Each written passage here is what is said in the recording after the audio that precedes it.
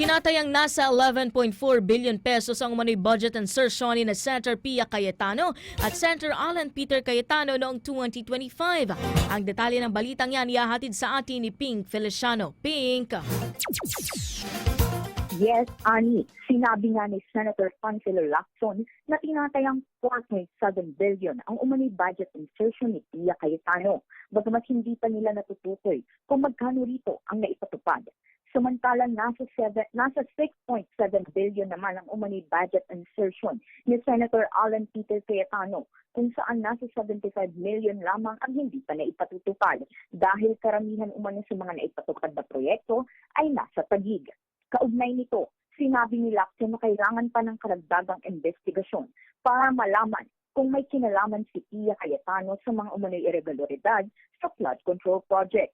Samantala, iniuugnay naman si Senator Alan Cayetano sa mga illegal na reklamasyon sa Taguig side ng Laguna Lake na inilalarawan umano bilang slope protection at flood mitigation project.